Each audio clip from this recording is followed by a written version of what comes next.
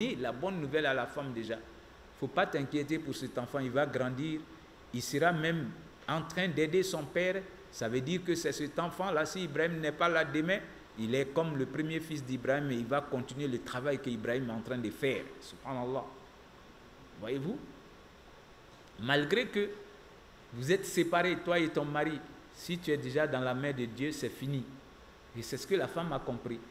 Et même le fait qu'elle soit la femme du messager, elle ne s'est pas assise pour dire, ah, comme c'est Dieu, toi-même tu as dit de venir me déposer ici. Ah, voilà. Non. Elle est montée sur les monticules, là, courir pour voir si elle peut s'aider elle-même d'abord avant que l'aide de Dieu ne vienne. Et quand Dieu a vu qu'elle était de bonne foi, elle voulait s'aider, alors l'aide de Dieu va venir en lui donnant de l'eau, en lui donnant la bonne nouvelle pour dire que ici, là, ce n'est pas n'importe où, c'est ici que se trouve la maison de Dieu que ton mari viendra un jour bâtir avec l'enfant. Subhanallah. Donc, chers frères et sœurs, pour vous dire que Allah subhanahu wa ta'ala, ce lieu-là, Dieu l'a tellement honoré. C'est pourquoi il va nous dire Fihi ayatun bayinat maqam Ibrahim. Donc cette maison que l'enfant et son père viendront bâtir là, Allah nous dit quand vous arrivez dans cette cité, autour de cette maison, vous allez trouver des signes de Dieu. Donc on trouve des signes de Dieu quand on arrive autour de cette maison. Parmi les signes de Dieu, il a cité un seul ici dans le Coran en disant Maqam Ibrahim, c'est-à-dire la pierre sur laquelle il s'est mis, Ibrahim, et que son fils lui donnait les autres pierres, parce que c'est parti de la terre jusqu'à un certain niveau, il fallait qu'il soit en hauteur pour prendre la pierre. Alors Dieu a gardé les empreintes, c'est-à-dire les traces de son pied sur cette pierre-là, qui se retrouve là-bas jusqu'à aujourd'hui, qu'on appelle Maqam Ibrahim. Et donc, lorsque tu as fini de faire la circumambulation de cette maison, tu dois venir t'arrêter derrière les traces du pied de notre père Ibrahim et faire 2 rakats pour Allah subhanahu wa ta'ala. Une manière de dire que Dieu l'a choisi pour être l'imam de toute la communauté, ceux qui étaient ses contemporains et ceux qui vont venir derrière lui. Subhanallah. Donc Dieu a honoré Ibrahim. Donc il nous dit que quand on arrive près de cette maison, on trouve des signes de Dieu. Donc le fait de prier 2 rakats derrière cet endroit, Allah subhanahu wa ta'ala va faire que Ibrahim qui a construit cette maison et qui va montrer comment faire le pèlerinage, il a eu le mérite de son pèlerinage, mais tous ceux qui viendront après lui et qui vont faire le pèlerinage pour Dieu, Ibrahim aura aussi la récompense. Subhanallah. Donc c'était les grands hommes ça, chers frères et sœurs. Donc Dieu nous dit Fihi ayatun bayinat maqam Ibrahim wa man daqalahu kana amina. Donc cette cité-là, lorsque vous y entrez, vous êtes en sécurité. C'est une ville dans laquelle on ne peut même pas couper une herbe si on n'en a pas besoin, ou bien couper la feuille d'un arbre si on n'en a pas besoin. Donc quand on entre dans cette ville, on est sous sécurité, on est sous protection d'Allah subhanahu wa ta'ala. Voyez-vous, Allah subhanahu wa ta'ala, il a honoré cette ville-là. Alors on ne vient pas y entrer comme ça, comme on veut. Alors, pour venir y entrer, si tu n'es pas de la ville, tu dois être forcément en état de sacralisation. Tu dois être en ihram, l'état de sacralisation. Tu dois toi-même enlever tout sur toi, te dépouiller et aller prendre ton étoffe de sacralisation pour venir entrer dans cette ville. Surtout quand on vient d'ailleurs, tu viens à la Mecque, alors soit tu viens pour la Umrah, tu viens pour le pèlerinage, tu ne viens pas entrer comme ça parce que c'est une ville. Non, non, non, non. On vient et on se met dans l'état de haram, qui est ihram, comme la ville qui est sacrée aussi. Et donc quand tu arrives dans cette ville, tout ce qui est dans cette ville est sacré. C'est pourquoi, même si tu vois de l'argent tomber, quand tu prends, c'est pour aller donner au bureau des objets perdus. Pour qu'on puisse demander c'est pour qui. Et celui qui a perdu quelque chose viendra et il va décrire ce qu'il a perdu. Et si c'est conforme, alors on lui remet. Mais sinon, si tu prends pour mettre en poche, tu n'as pas remis, le prophète dit c'est comme tu as ramassé du feu pour mettre dans ta poche. Subhanallah. Donc on ne ramasse pas quelque chose à la Mecque, quelque chose de valeur et on garde sur soi. Non, tu dois remettre. Alors ne parlons pas du vol, ne parlons pas d'aller mentir là-bas. Chose que d'autres font, hein. Pendant le pèlerinage, au moment même où les gens sont en train de faire le tawaf autour de la Kaaba, il y a d'autres qui coupent les ceintures, hein, où les gens gardent leur porte-monnaie, on coupe et puis bon, on s'en va avec.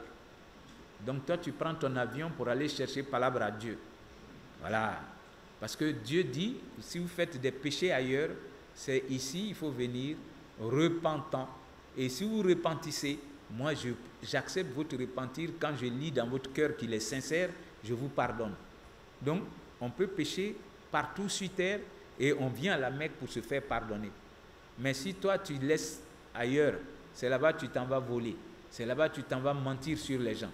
Alors c'est là-bas que tu t'en vas même commettre l'adultère. C'est pourquoi Dieu va nous dire dans le livre aussi, El-Hajju ashhurum ma'lumat, faman farada fihinna al-hajja, fala rafatha wala fusuka wala jidala fil hajj. Donc quand vous entrez dans les périodes du pèlerinage, Dieu nous dit, lorsqu'on a pris cette étoffe de sacralisation, donc il nous dit, il ne faut pas avoir des rapports en ce moment. Même quand tu es avec ton mari ou ton épouse, si vous avez pris l'étoffe de sacralisation, tant que vous ne l'avez pas encore enlevée, vous ne pouvez pas avoir des rapports intimes. Alors, il ne faudrait pas surtout aller faire des péchés quand vous êtes dans cette étoffe de sacralisation. Il ne faut pas non plus faire de palabres lorsqu'on a une étoffe de sacralisation. Donc, c'est pour vous dire que le pilier, disons les piliers du Hajj, ils sont 4. On est dans la période du Hajj. En tant que musulman, même si tu n'es pas encore allé au pèlerinage, quand on te pose cette question, le pèlerinage là, pour aller le faire, il y a des piliers, comme si on te disait, la prière même repose sur combien de piliers? C'est des choses qu'on doit connaître en tant que musulman. On va te dire, l'islam repose sur combien de piliers? En tant que musulman, il faut que tu sois capable de répondre. L'islam repose sur combien de piliers? La prière a combien de piliers? Alors, aujourd'hui, on parle du pèlerinage. Le pèlerinage, il a combien de piliers? Il a 4 piliers. Ceux qui ont leur bic, il faut écrire. Il ne faut pas dire que non, comme je ne suis pas encore parti. On se prépare avant de partir au pèlerinage. Donc, le premier pilier, c'est l'étoffe de sacralisation qui est appelée l'ihram. Le premier pilier du pèlerinage, tu ne peux pas faire le pèlerinage si tu n'as pas pris ton étoffe de sacralisation. Quand tu t'as fait un pèlerinage, tu ne t'es pas en étoffe de sacralisation, ça ce n'est pas un pèlerinage. Tu dois aller refaire ce pèlerinage-là. Donc, le deuxième pilier du pèlerinage, c'est el-wuquf bi Arafat, le fait de rester sur la place d'Arafat permanemment jusqu'au coucher du soleil. Donc, assister à la place d'Arafat, cette année-là, ça sera le mardi prochain. Ce jour-là est tellement grand chez Allah subhanahu wa ta'ala. Il va se vanter des anges ce jour-là. Il va dire, regardez les anges. Dieu va se vanter des anges du ciel en leur disant, lorsque j'ai voulu créer leur père Adam, vous avez dit que ce n'était pas la peine de le créer. Mais regardez sa descendance. Ils sont venus de tous les recoins de la terre. Rien ne les a amenés ici, sauf me demander d'avoir pitié de leurs péchés. Alors vous, les anges, soyez témoins. Tous ceux qui sont sur la place d'Arafat ici, je leur ai pardonné leurs péchés. Subhanallah. Wallah, pour vous dire combien de fois Dieu a pitié de nous. Et ce même jour, tous ceux qui ne sont pas sur la place d'Arafat et qui connaissent la date, le jour, et qui ont observé cette seule journée en jeûne, Allah subhanahu wa ta'ala, il leur pardonne 2 années de péché. L'année passée et l'année que tu es en train d'achever. Voyez-vous, ça veut dire que quand le prophète dit il n'y a pas de jour où Dieu délivre les gens du feu que le jour d'Arafat, wallahi c'est vrai. Parce que tous ceux qui sont partis au pèlerinage et qui ont pu être sur la place d'Arafat, eux ils sont pardonnés. Nous qui ne sommes pas sur la place d'Arafat, qui sommes restés partout sur la terre et qu'on a connu le jour d'Arafat avec exactitude, c'est le mardi prochain. Alors c'est le 9e jour de Zul Hijja. Si tu as pu jeûner ce seul jour, Dieu te pardonne l'année passée. Subhanallah. Et l'année que tu es en train d'achever. Parce que Allah subhanahu wa ta'ala nous connaît mieux que nous-mêmes. C'est comme 12 mois se sont écoulés dans notre vie déjà. Donc, on a la fin d'une année. Il y a combien de péchés qu'on a eu à commettre depuis le début de l'année jusqu'à maintenant? Donc il a pitié de nous. À la fin de l'année, il vient placer un jour où il nous donne l'opportunité de nous faire pardonner. Donc le jour d'Arafat, tous ceux qui sont là, s'il n'y a pas empêchement pour maladie ou bien parce qu'on est en état de menstru, il faut que tu jeûnes. Et si tu es en état de menstru, ce jour-là, il ne faut pas te fâcher pour dire, ah vraiment, moi, non, Dieu te connaît mieux que toi-même.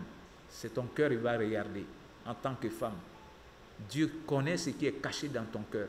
S'il voit que dans ton cœur, si tu n'étais pas dans cet état de menstru, tu allais gêner, il te donne la récompense. Tu te pardonnes. Et Allah étant tellement miséricordieux, le lendemain, qui est le jour de la fête, quand on vient, c'est pourquoi ce jour-là on dit, tous les parents doivent venir, l'homme, sa femme et ses enfants, vous devez tous être présents. C'est la même chose. Dieu encore, par miséricorde, il va dire, voilà mes serviteurs qui sont venus de partout. Rien ne les a amenés ici à la prière, sauf pour redemander encore que je leur pardonne leurs péchés. Alors, je pardonne à tous ceux qui sont venus sur la place de la prière. C'est pourquoi même les femmes en état de menstru, alors doivent venir à la place de la prière. Elles ne prennent pas part à la prière, mais elles écoutent le sermon. Et elles sont là au moment où Dieu va avoir pitié de nous tous. Alors elles vont entrer dans le groupe de gens qui se verront pardonnés à la fin de l'année. Voyez-vous combien de fois Dieu il est équitable. Il donne des opportunités qui se suivent et donc quelqu'un peut se faire pardonner le jour d'Arafat. Et il vient encore le jour de la fête se faire pardonner.